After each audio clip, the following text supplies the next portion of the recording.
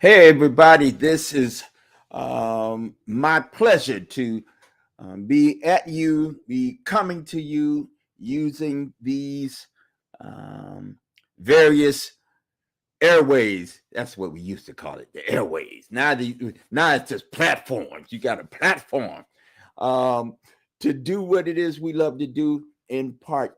Listen, I have over the years had the privilege, and I'll say that, to work with and be with a number of very, very fine folk, smart, industrious, listen, folk who I like. I mean, just people, you ever meet somebody and you say, I like them, right?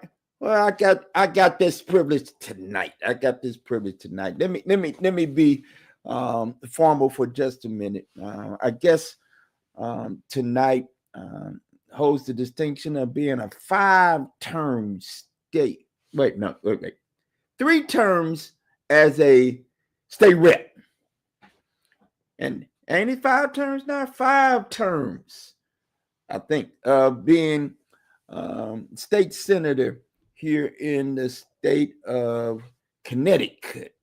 He has been, he was a criminal justice person and an activist in his own right. Wasn't quiet, wasn't docile, didn't stand over in the corner. He was out on the block using his voice, championing causes, and had the opportunity to run for state rep here in Connecticut, and has spent the better part of the last almost 2 decades doing the work of the people here in Connecticut. One more thing I have to say, he's my friend. And I ain't got a lot of friends who do this political work. You know, you better watch these politicians. They tell me. This one is one I have found over these years to be trustworthy.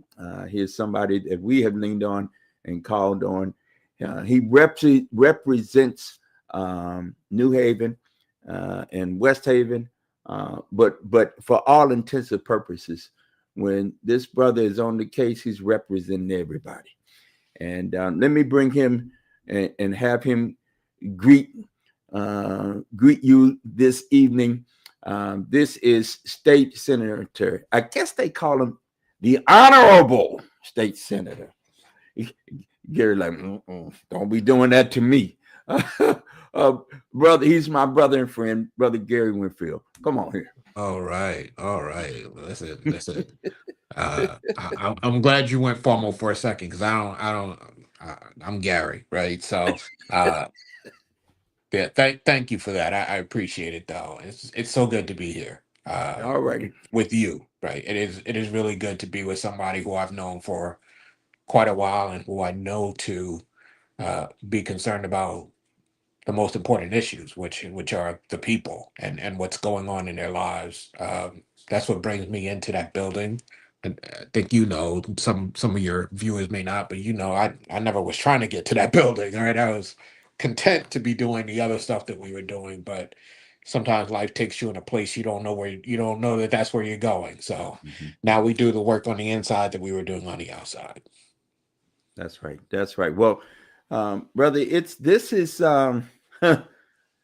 can I say this and you ain't gonna be mad? We ain't never been here before. Now I've been hearing people say that. Well, we've been here before. I can't say, and I'm a student of history. There have been like moments. There have been, politically speaking, there's not been the kind of stuff that's been going on here in this space, certainly in our lifetimes. But history might record this is something different. This is some different. And you could tell it's different because we've not done this too often. When you have elected a person, he got beat, then he came back. So don't start that with that. Oh yeah, we've been here before. No, we not really. And he came in this time with gangbusters, right? Mhm. And so I'm gonna start right here, and then we'll turn much of our attention, for the most part, to our reality here in Connecticut. But just a moment, I had had come home. And the beloved and I were watching television, and I try to get a few minutes with the news. I can't stay there. I can't stay there too long. But I needed to catch up with the news of the day. This was a few weeks ago when they had announced they were demolishing the east wing of the house where the president lives. And I've been to the White House a couple of times. It ain't been not a whole lot, and I ain't no boasting or bragging, but I've been there a couple of times. I know the grounds a little bit. And when I took a look, they had one of the shots that I saw was an aerial view of the grounds of the place where the president lives. And a whole third of it was gone. Yeah. And then, I'm going to say it in my vernacular. The Holy Ghost spoke to me. Spirit started to talk. And all of a sudden, I saw it with my spiritual lenses. And I saw that a third of what used to be this thing we call, democracy, whatever, however you want to name it, a third of it was gone, never to be replaced again, never to occupy. Now they may build a bigger something or another, and I know that's what they're talking, but what we had is probably gone. So I want to start off by saying these times we are living in, and what has come down the pike, the way in which they ripped up, whole departments, have reallocated resources, fired people. Just you ain't got no more job. Send you an email. This, they be changing names. Okay, you didn't need nobody's okay just to be gone with it. You didn't need to check with nobody. Does somebody know how to make the codes work? Do you know how to make this button? What's this button mean? Because if we fired you, somebody got to know. Oh, don't nobody know? Okay, call them back. I mean, okay. I'm not, my hair is kind of trying to be on fire, and I'm gonna come on back down. So here we are. What's your take?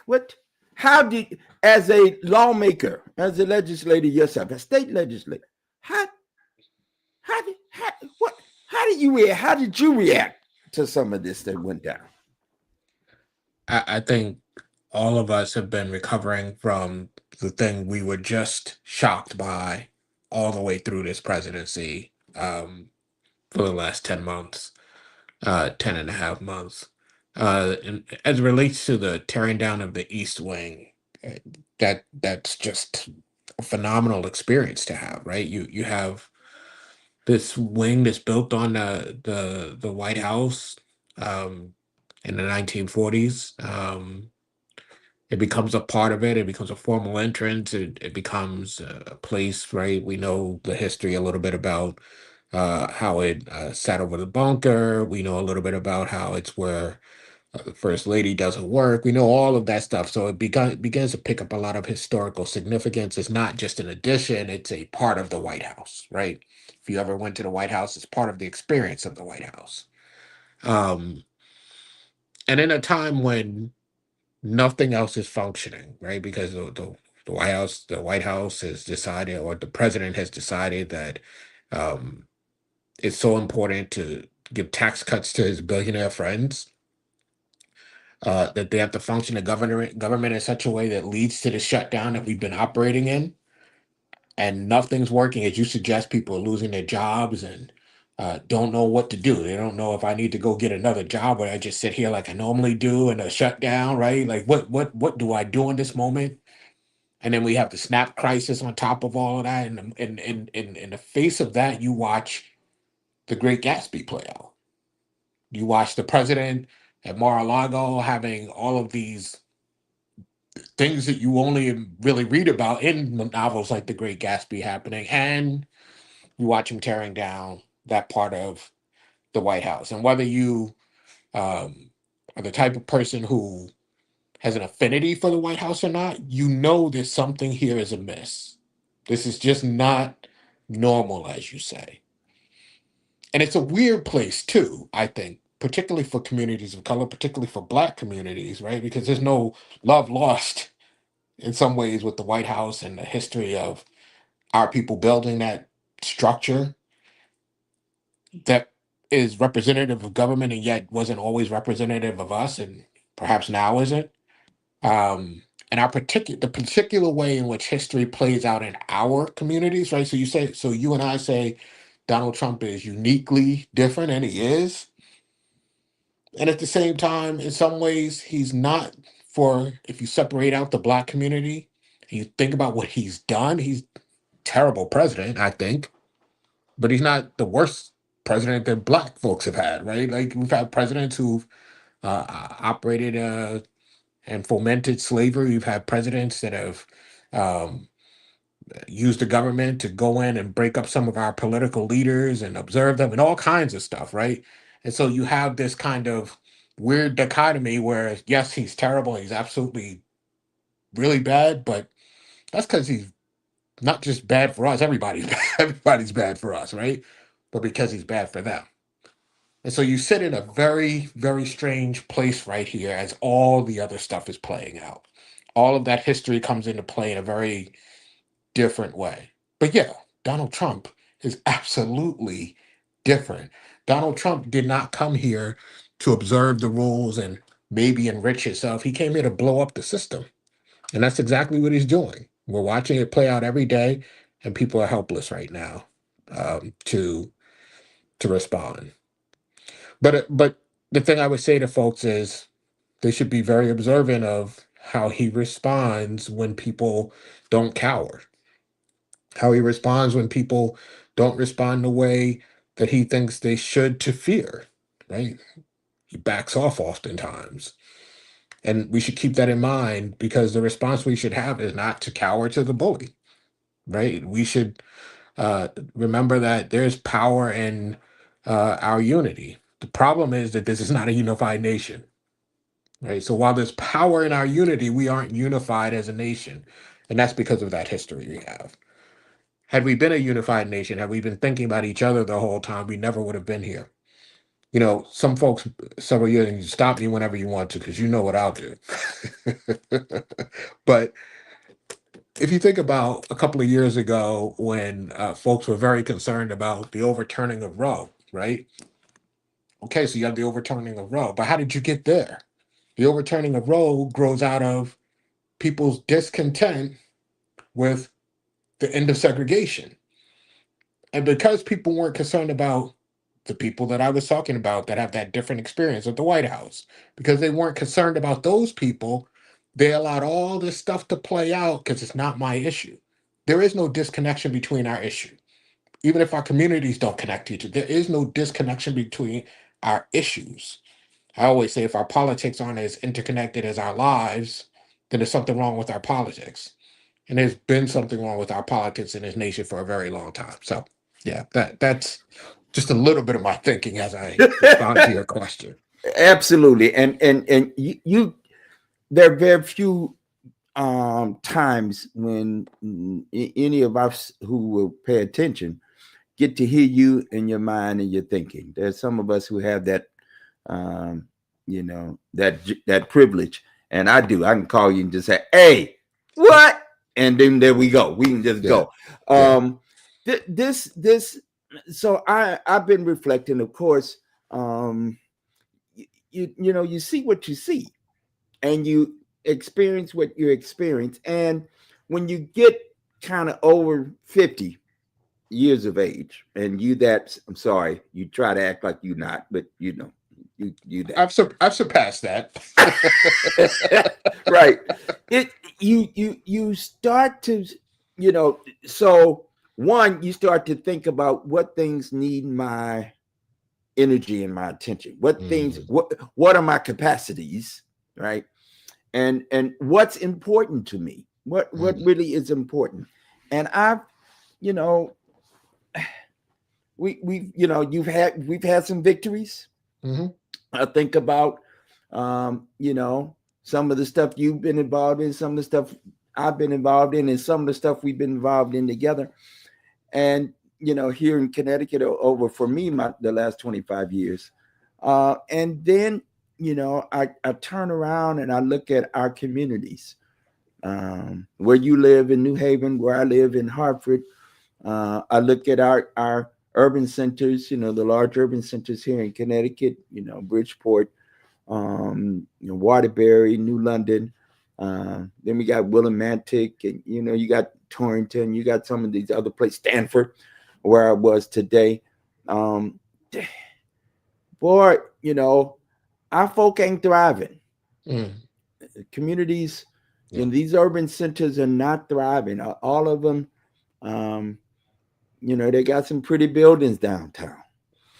You know, some people, some people are thriving, but that's not where I go, and where I live at, and where the people are.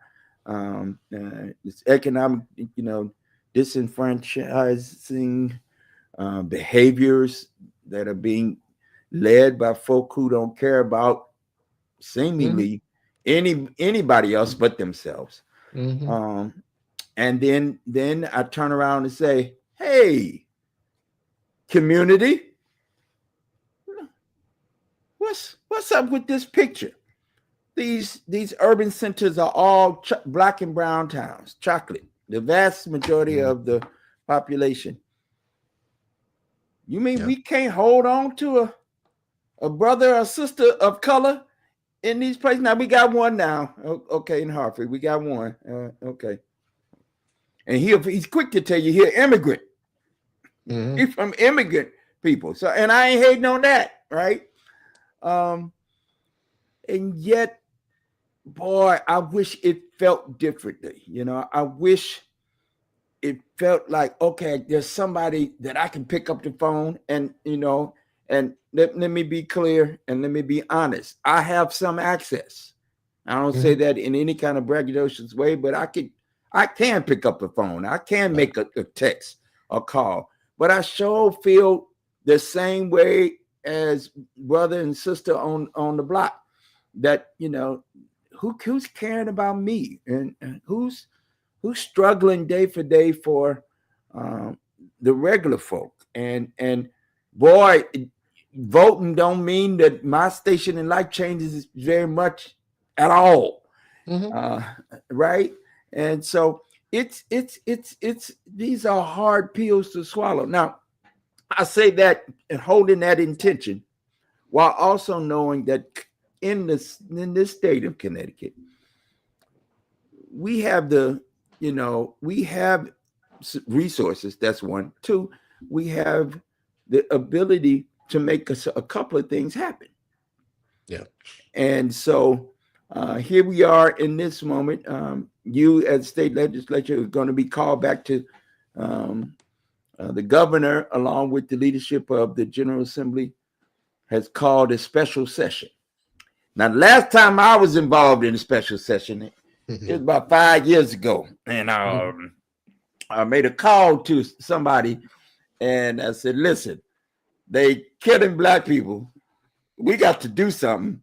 And the whole state, and in fact, the whole United States, and in fact, the whole world talking about Black Lives Matter once more and again. And we got to do something. And I called you and said, told you what I was thinking about. You said, let's go do it. In fact, I was thinking about something. And what folk don't know behind the scenes is you and I were talking the whole time, Yeah. Yeah. as we were calling for, with faith leaders across the state, calling for you guys to come back in the special session, doing the shutdown. You talking about shutdown? The Hmm. government wasn't shut down. The whole everything was Everything shut was down. shut down. Yeah. That's right. Yeah. Yeah. Yeah. Yeah. And got something pretty miraculously done. And you championed and Absolutely. led that cause. And God knows, that work when will be told, and that history will be written and memorialized in many different kinds of ways. But I And want I, to I want to pause you there for a second because it goes to the underlying question and what you're laying out here right now, right? So take you back to 2020, and it's kind of like a path that's converging, right? Because you have your thoughts, and I'm already, I'm watching this, so I have my thoughts, and I get a call, and I didn't tell Marty Looney this story till just recently. I get a call from a reporter because like criminal justice is what I do, and the country's aflame, and this guy named George Floyd, all this stuff has just happened. And the reporter says, well, what does this mean in this moment for Connecticut? And I don't know. I just was like, this is an opportunity. Like it just in my head, I'm like, this is an opportunity. So I'm like, well, it means that we're gonna come in and address it. I haven't talked to Marty. I ain't talked to the governor. I ain't talked to nobody. Um, And then, of course, the reporters hearing this start asking the questions, right? And I talk to you, and you're trying to do your thing, and like, right, and all of this thing comes together because we decide it's going to happen. It doesn't come together because anybody has permission. It doesn't come together because it's what people are doing. Although the whole country, you have people who've never stepped out to support anything, to protest for anything, doing that in this country day after day after day. When you look around the country, Connecticut is the place where the reform happened. It should have happened everywhere, right? But Connecticut is the place where it happened because we decided it needed to happen here. And we stepped forward in our power, right? Which we always have, but we stepped forward in that power and made something that really wasn't supposed to happen. And I was getting death threats and all kinds. Like it was not supposed to happen, and it did. And the reason why I point that out is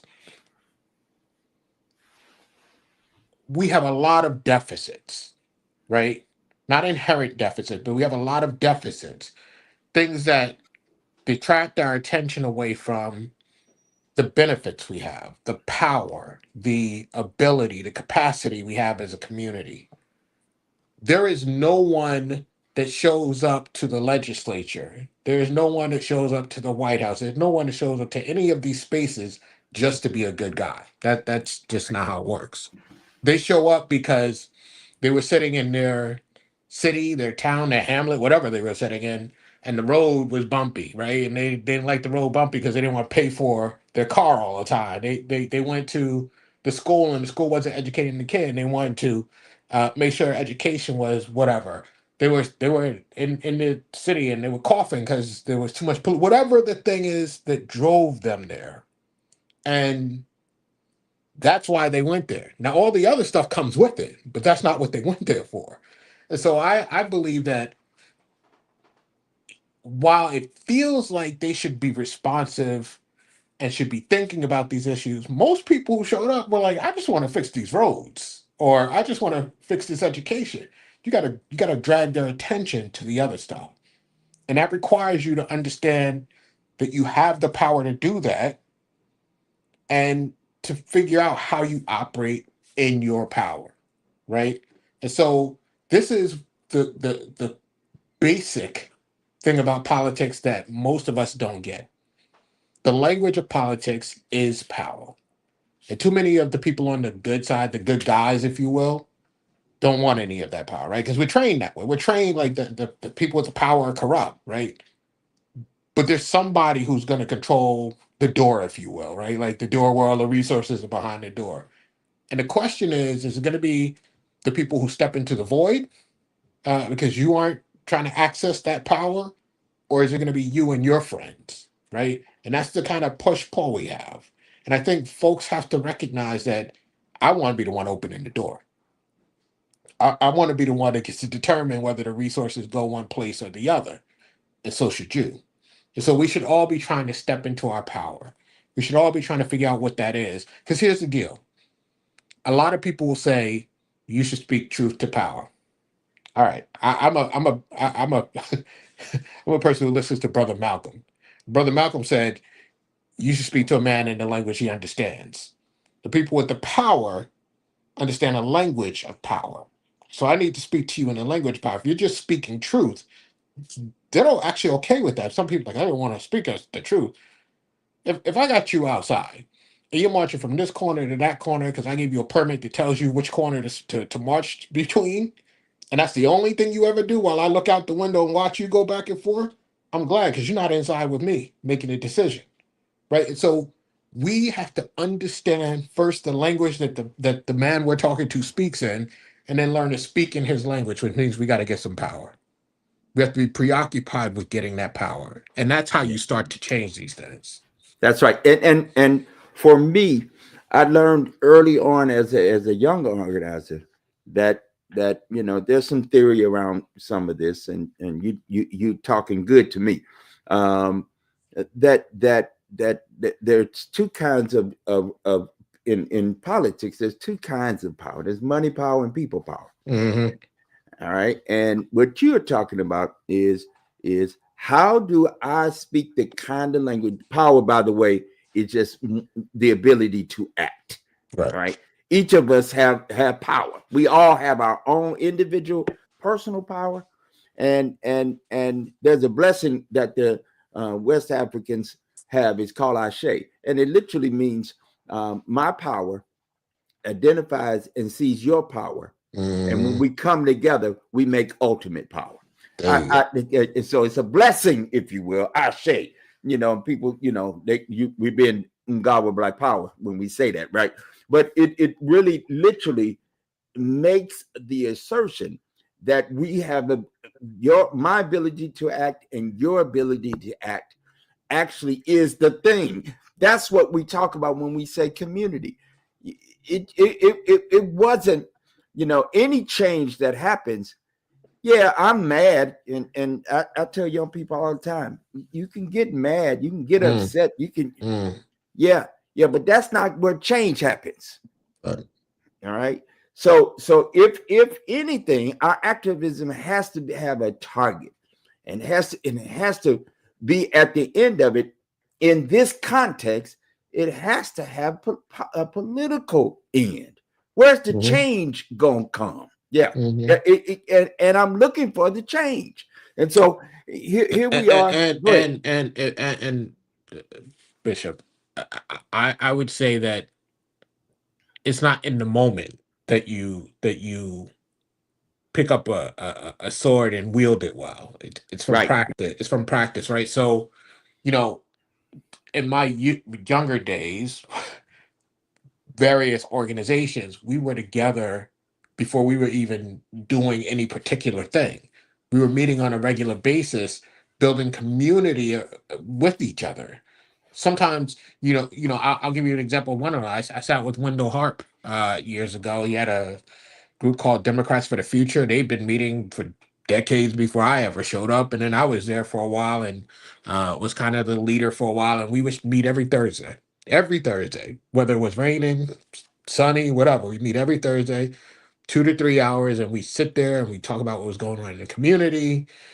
We talk about things we want to see. We talk to each other, get to know each other, so that in the moments when we acted, it wasn't an event. It wasn't just it wasn't just about that issue. It was our community of folks acting together, right? As you say, my power combined with your power, but it's not just that we met, right? It's that we are actually working together. And while we were doing that with each other, we were also going out and finding new people to bring in, building our networks, right? I've done other stuff with community, building our networks larger so that when we needed to call upon them, even though there was a core group, we also had a much larger group that wasn't in that room, and then we could bring them to bear. And this is before we had some of the technology we have now to do this, right? And that kind of stuff is not how we are operating right now. We want to be able to go and say, I got an event next Saturday and I want to bring out 4,000 people. Why would I come? Right. Yeah. Right. So yeah, I think it's, when I was younger, I sometimes look at the older folks and be like, I mean, I know you think because you've been around, but that sounds crazy to me. But some of those things that sound crazy still are the way to do things. The I come to you and I say, Bishop, I'm working on this issue, and I want to talk to you about it, and I get you to buy in. And once I get you to buy in, I say, can you introduce me to your network? And as I get introduced to your network, that expands my network, and I can call on some of those people to do the same, and thereby expand and grow and organize a community. That stuff is still today, no matter how many Facebooks, TikToks, all that stuff we have. That stuff today is still the core of how we do things. That's right. That's right. It is, and this is very, very important, at least to me, because I believe at the end of the day, we're not going to be able to depend on any of the systems. Now, don't get me wrong. I want every one of these systems to work right. I want everybody to get snapped to get what they need. I want health care for everybody. All the social needs get met. I want them all to have that. Government is supposed to be looking out for us. I want government to do it. Mm-hmm. And the fact of business, I also know while I say that ultimately government could fail. A third of it is blowed up and gone right now. It's gone. Doge did a number on what we got going on now, right? And some of it, we won't be able to replicate it. It won't be able to kind of redo because we got a new election, new folk come in. They done blowed it up. All right. So who are we going to have to depend on if it's not each other? Right. If we're not leaning in on each other, doing the very good work that you've just named.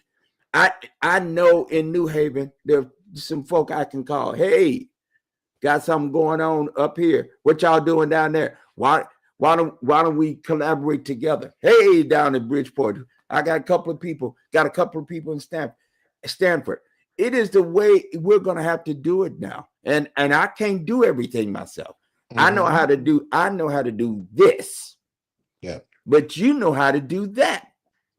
And we're going to have to, we'll have to go back.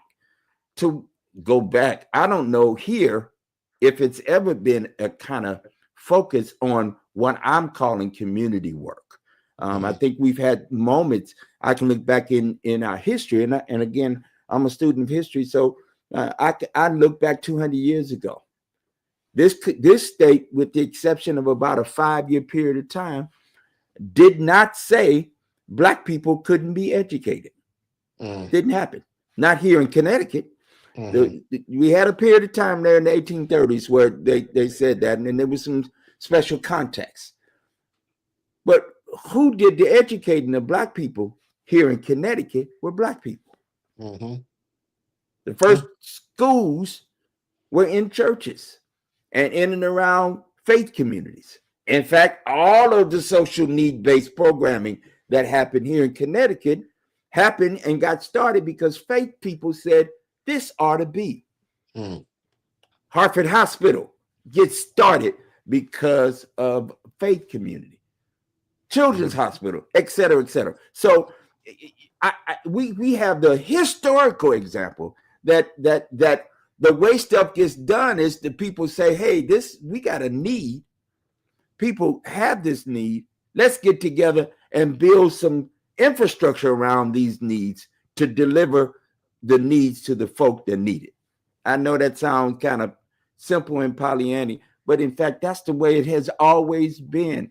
And somehow we've gotten thrown off by the events that because we love a gala here in this state. We love a gala. We put on some fancy and go step out and love a gala, and we'll have a great time at that event. It's an event with the same with the same people we were at the last gala with. How about that part? Yeah. Yeah.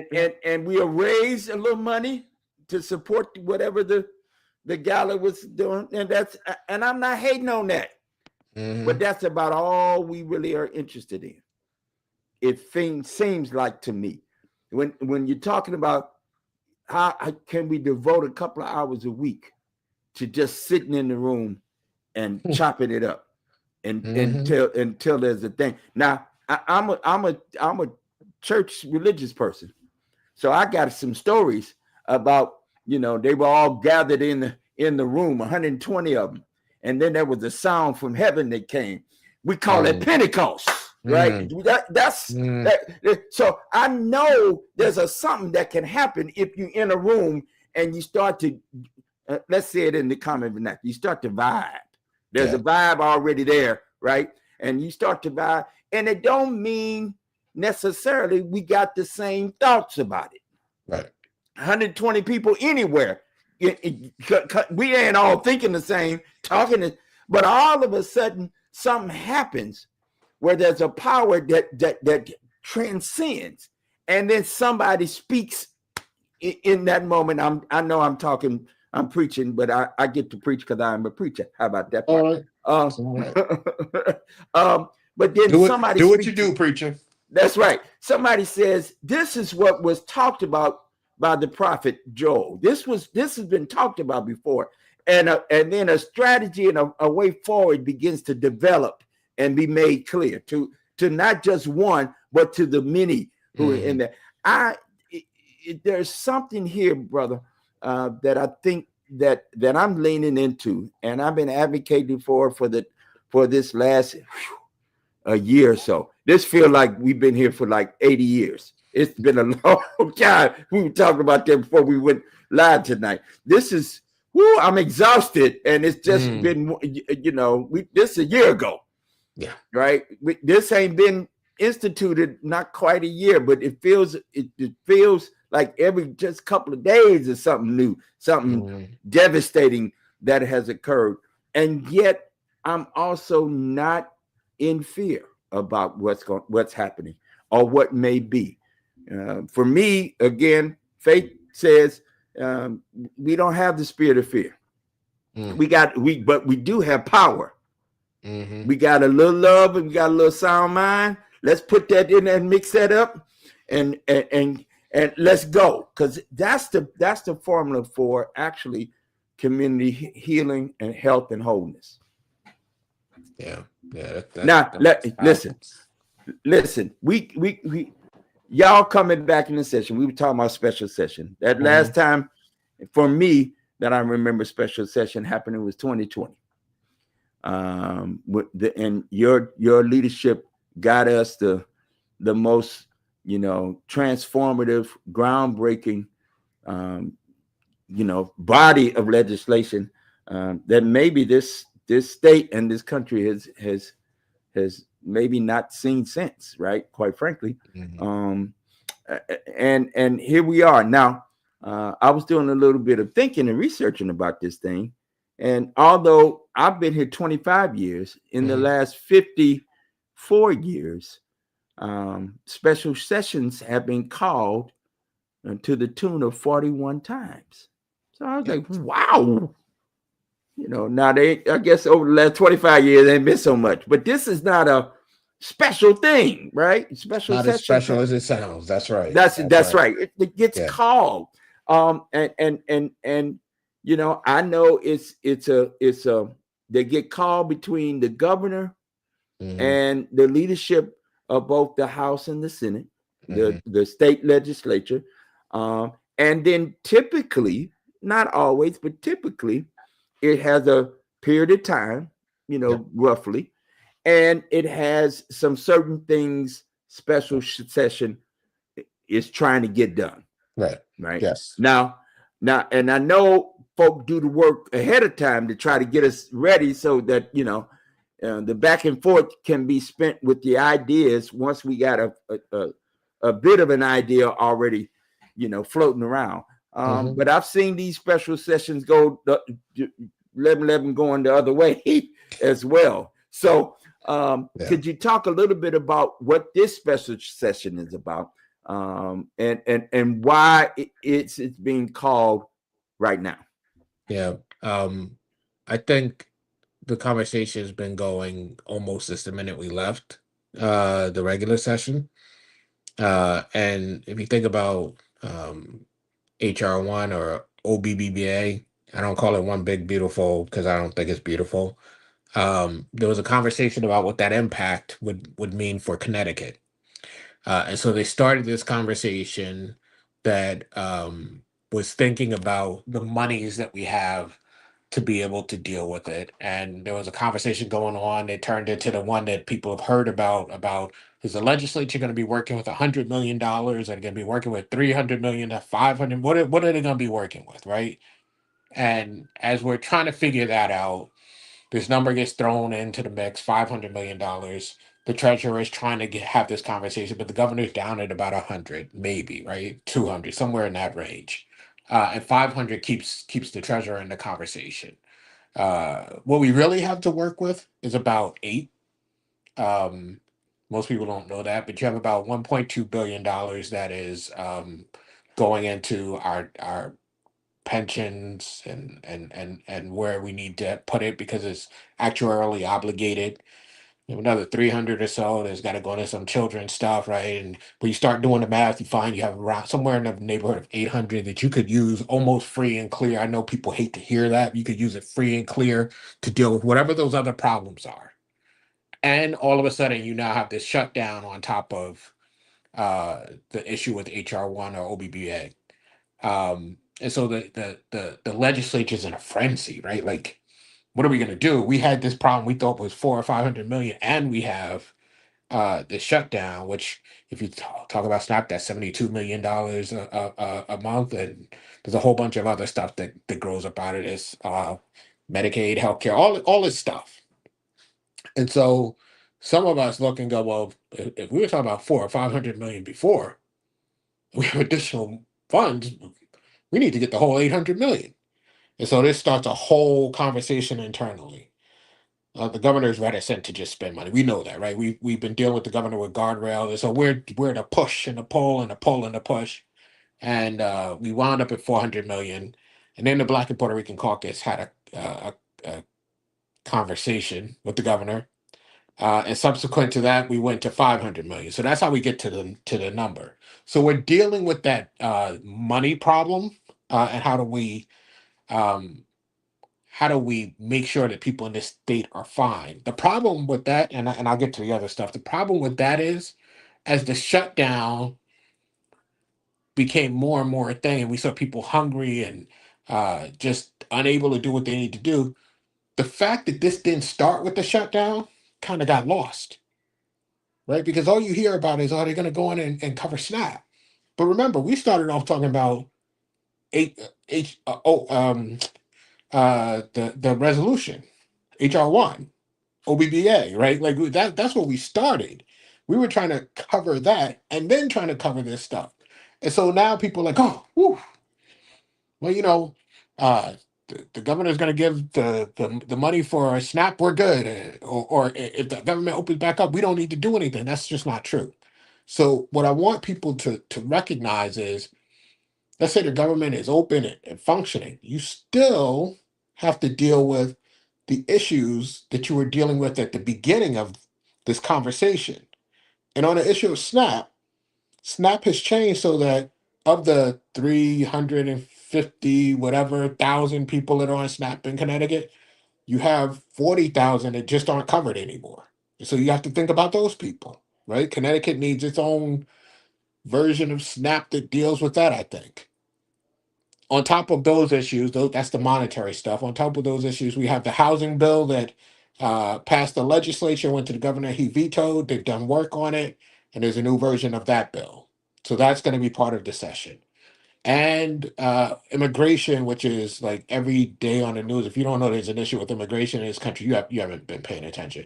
We have an issue of immigration, and what we're going to do is look at our courts, and the judicial branch has made some rules around how arrests can happen in the courts and those kind of things. We're going to turn that into the law, not just the decision of the judicial branch. We're going to deal with masking in our courts. We're going to deal with data protection so that we don't just give up our brothers and sisters who may not have legal status. And then there's some scattered bills around it. But the big things in special session are that big pot of money, the housing bill, and immigration. And then there's the other stuff that's the smaller stuff that's not ancillary, but not the big headlines.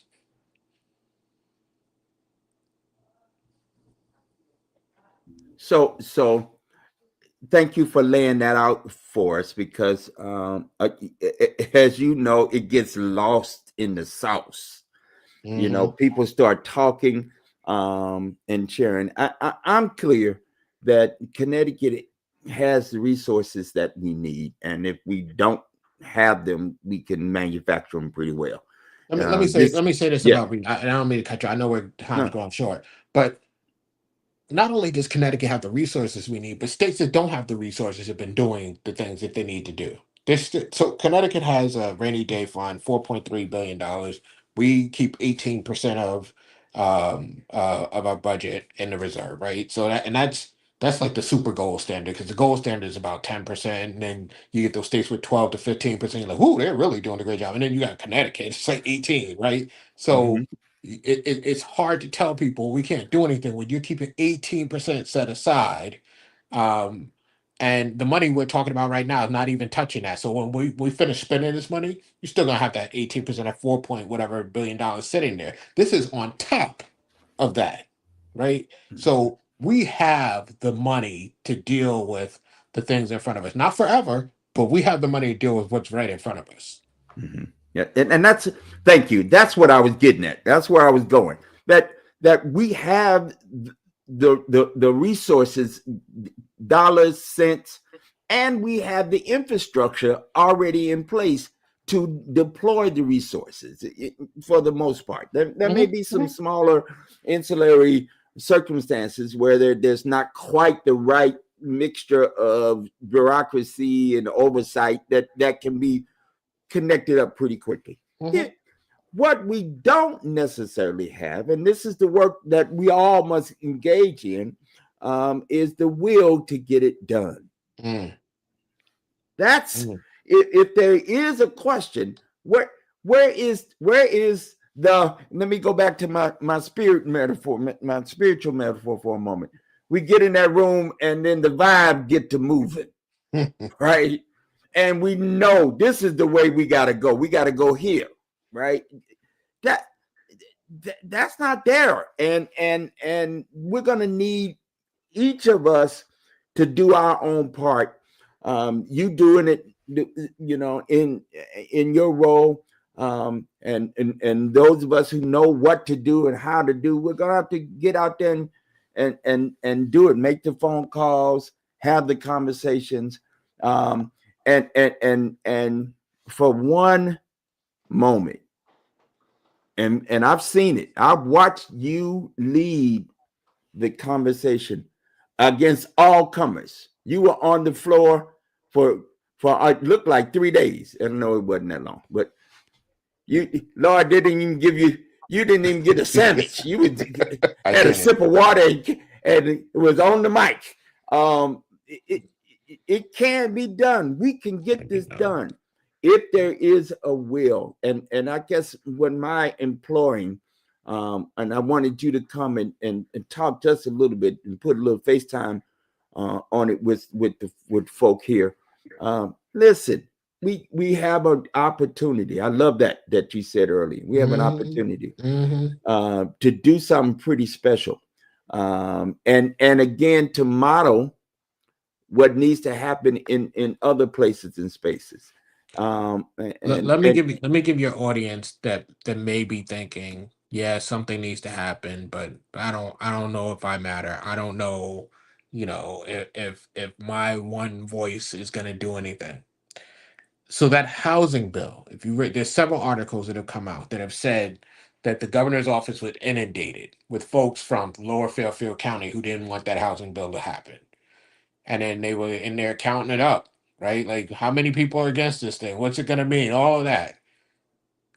You have money set aside that could be helpful to the plight of the people of this state.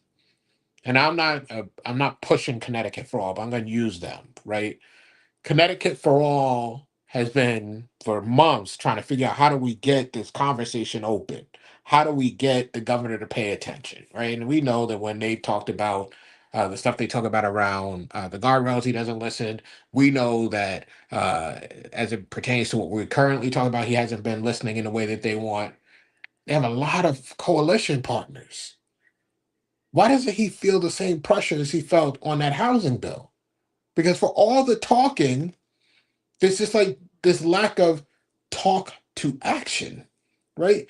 And so I think part of that is a lot of people like, we've been talking to him for years about what's going on, and it's raining in my house because I'm in a nonprofit sector. It's raining in my house because I'm taking care of these kids over here, and you don't want to do the things you need to do to help me to take care of these kids that feed into that equity thing that you say you believe in, whatever it is, right? Like, I don't believe you need to believe.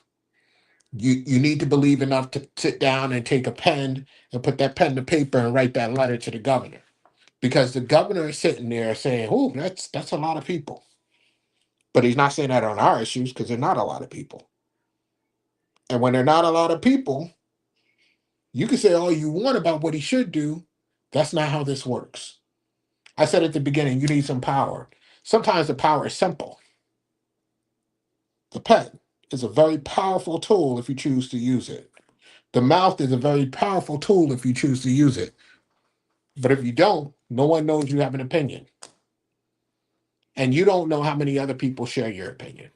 That's exactly right. And in this state, let's come home with it. Here, we small enough. We know the folk. After a while, you get to know the people. It's not it might be a new person in a new position, but you track them. If they've been around for a minute, you track them. Oh yeah, they used to be over here, and then they were over.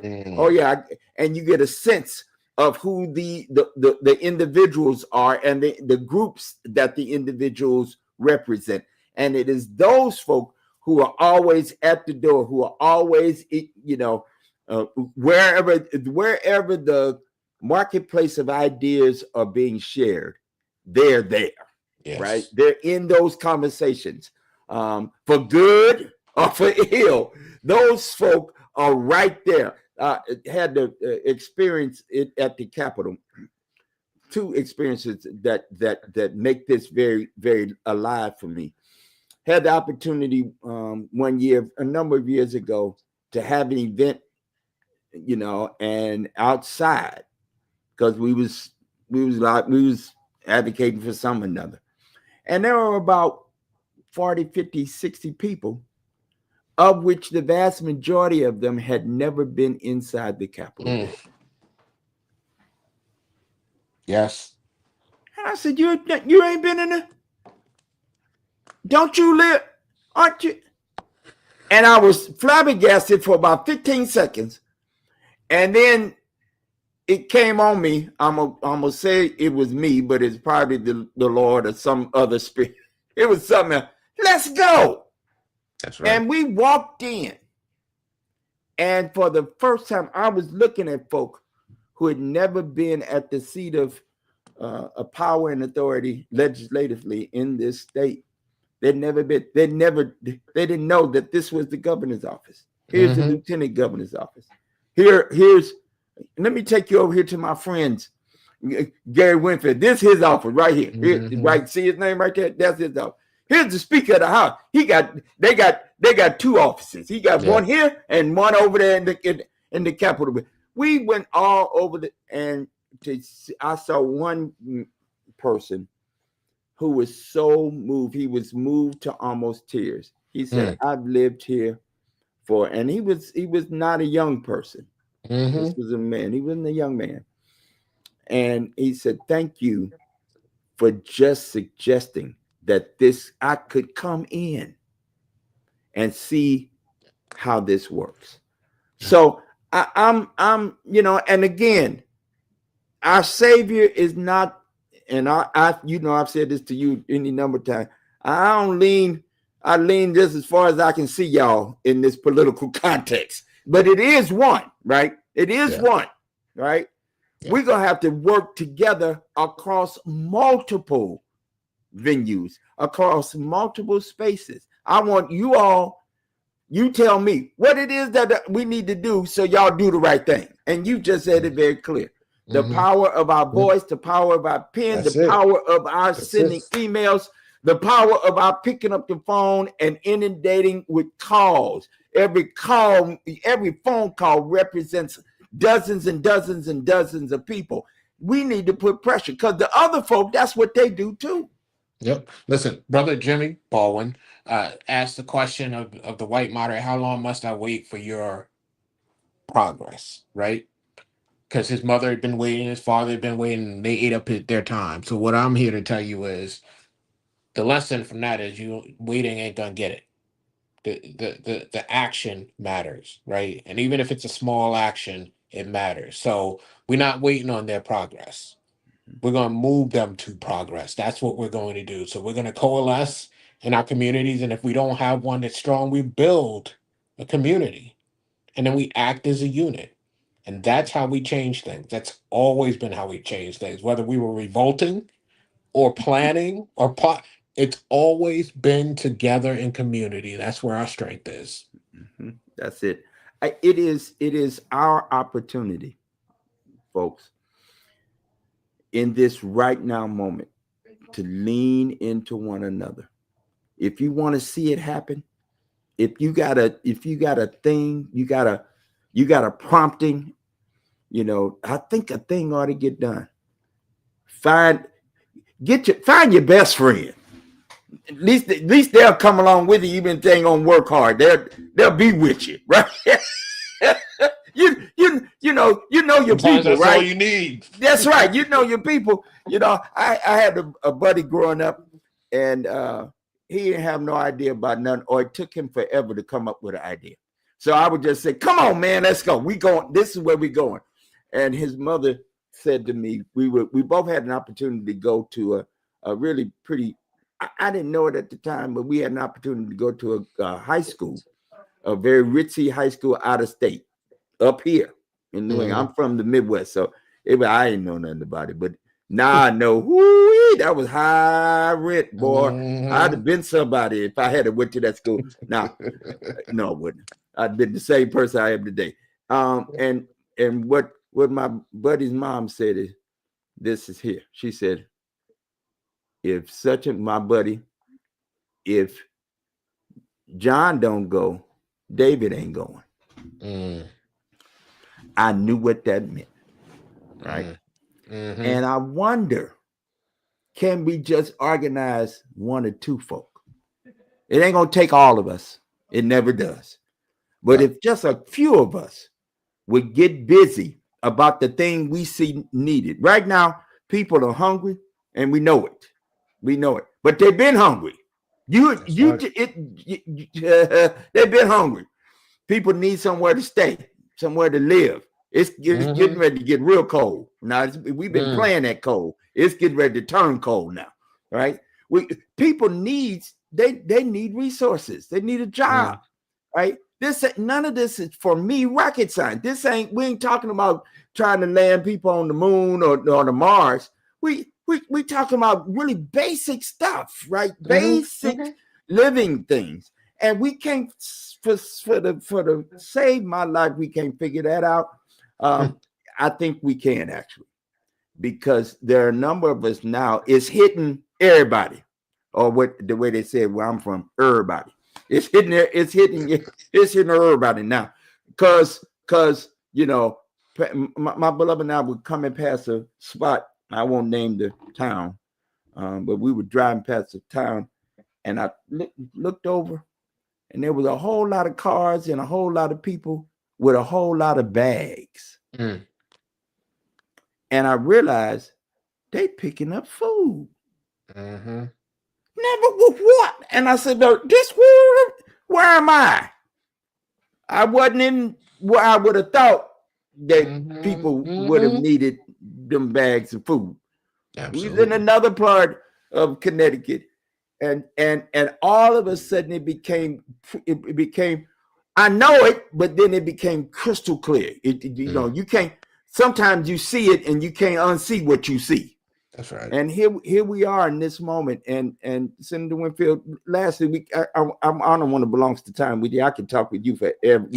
We just have to say, let's see you later because we can keep it going. You and I can for sure. What is it that you would say finally to the folk who will see this in over the next several days? Um, Mhm. what would you say to the folk? What would you say? You saw my daughter just pop in. She whispered in my ear, "What would I say about which thing?" I'm sorry. No, no, Kids don't care about what you're doing. they don't care nothing about what you talk about. No, my question is again, Yeah, we've said a whole lot.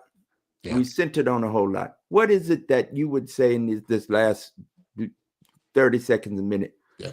Um, as you join with your colleagues in the General Assembly, um, to us, both to help you, support you, and to lean in, if you will. Yeah.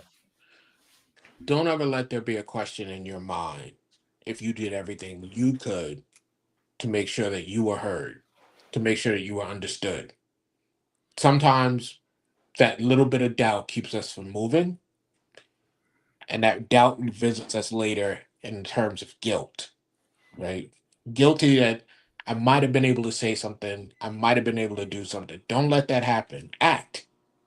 You have a story. I don't have the texture of your story. I don't know the tone of your story. So bring that to bear. I'm in there fighting. I mean, anybody knows me knows I'm fighting. I've been told I like to fight. I don't like to fight. I just am willing to fight. And I have the data and I have my own story, but I don't have yours. So bring it to bear. You don't know how it shows up. You don't know whose heart it touches. I one time was doing my thing. I do this thing on the floor where I get deep into the emotion of it. And, I go into some of my traumas and I rip myself apart and splay myself all over the floor. And oftentimes I feel like it's futile, but I better do it, right? And I did it this one time, and a Republican comes over to me and he goes, I tried to ignore you. I couldn't ignore you. No matter what I did, I couldn't ignore you. You got my vote. Happens. But it can't happen without those stories, without those experiences.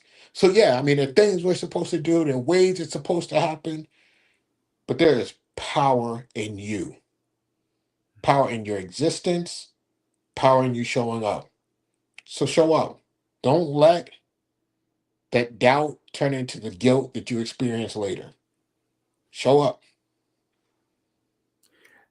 You made me think about a quote that I've heard before, um, from I think it's Coretta Scott King, Mrs. King. She said something like this: "The greatness of a community is most accurately measured by the compassionate actions of its members. Mm. Or this way, a dear sister and big sister to me wrote a song called "Just Ordinary People," and the hook of this song says, "Little becomes much when you place it in the master's hands." Mm. Right. And in a faithful way, for me, what that really represents is what you have, what other folk have, then we come together and place it in the hands of the community. Yeah. Then it becomes a big thing. That's how you can measure if we got something going on. This MAGA moment ain't it, because it's leaving a whole lot of people out. It's quite different than what I believe is the key to what greatness is all about.